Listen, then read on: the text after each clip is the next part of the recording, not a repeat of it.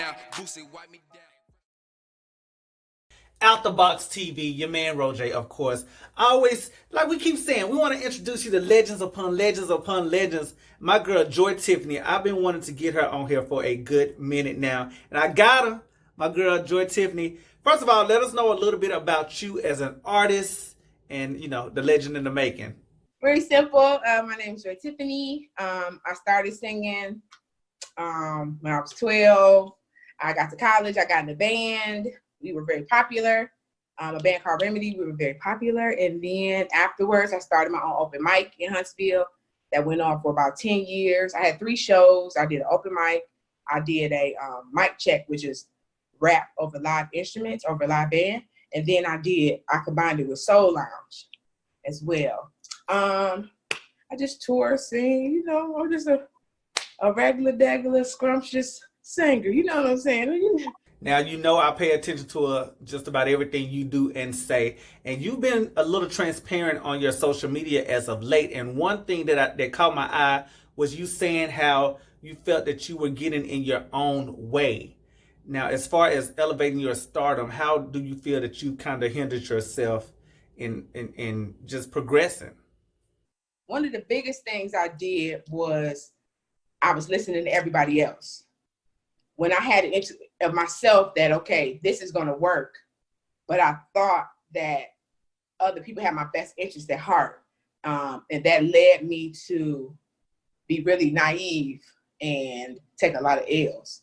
I think I started to get in my own way when somehow I convinced myself that what was said was true. And I think that's how I got in my own way of not believing in my gift for myself, but more so caring, not even caring, just I heard it and I'm like, well, and that really put me in my own way because I'm really the shit.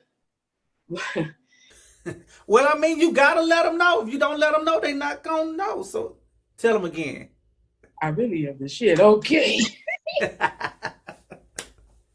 That's what I'm talking about. Now, listen, we know as independent artists, it takes years of grinding. It takes years of dedication. It's not an overnight thing by no means. Now, you was talking about some of your losses, some of those L's that you've taken. Let us know a little bit about your wins.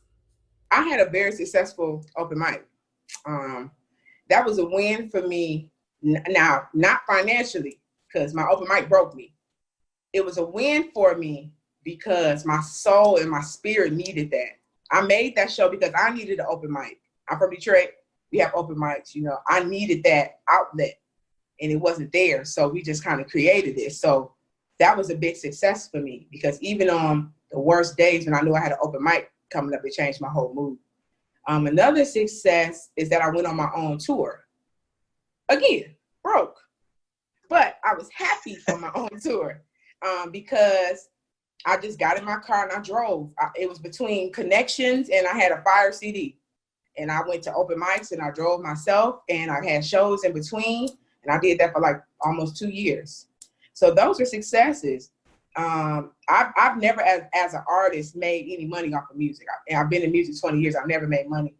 So a normal person would have been done. But when you love it at the level that I love it, like it's a part of me and it's never going to go away.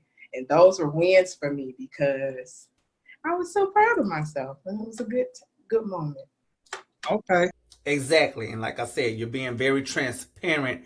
Another thing that caught my eye is you was talking about this situation that you're currently facing. Another obstacle, per se, called performance anxiety. So let me know a little bit about this performance anxiety because this is kind of new to me. My performance anxiety started in 2017. I had I was supposed to get a record deal. It was all set. I was in New York. I was gonna make a jazz album. I went to meet the Divas Orchestra. I'm locked in. I fell through. I was supposed to open for Monica in Huntsville. My flight got delayed. That came through. Came through. I was supposed to have another show, like 5 things back to back.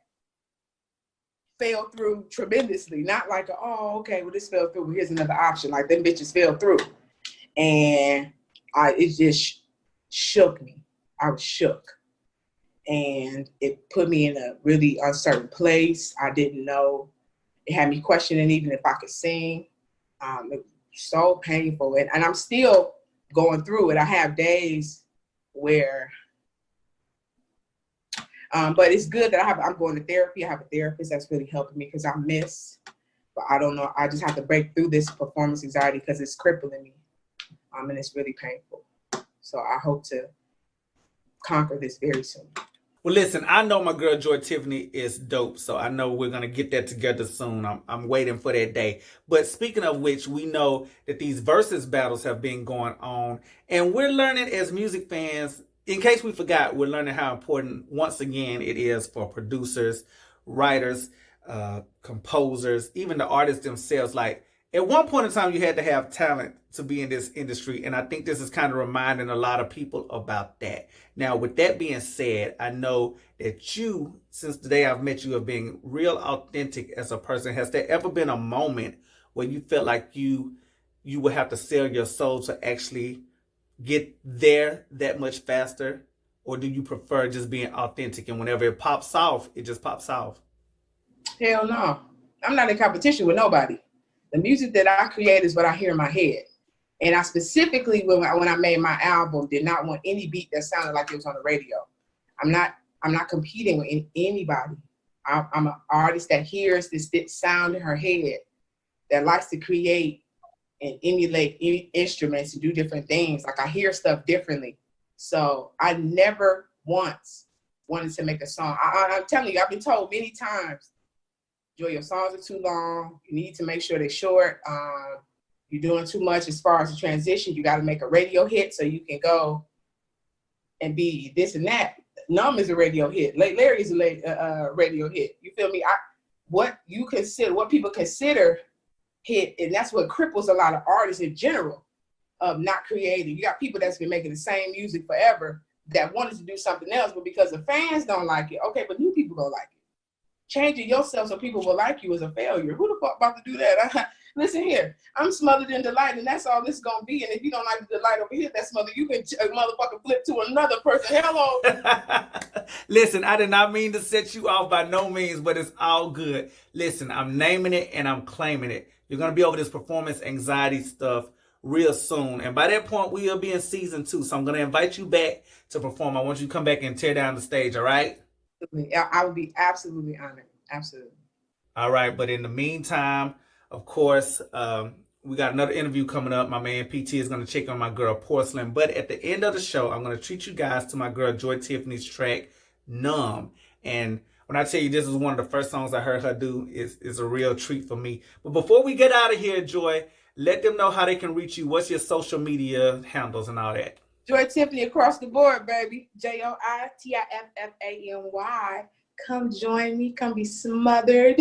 I'm trying to be more open. Performance anxiety really made me shut down and not even open up. And if you knew me from the past of how silly I am, how open, it's an awkwardness. So just come, I'm opening back up. I'm trying to be get back to my old rhythm, and it's gonna be delightful. All right, y'all, go get smothered in delight. Thank you, Joy Tiffany, for checking in with me. You guys stick around. My man PT is going to be checking in with the Queen of Memphis, Porcelain, in just a few. And yeah, right here. Keep it locked. It's out the box. Let's go.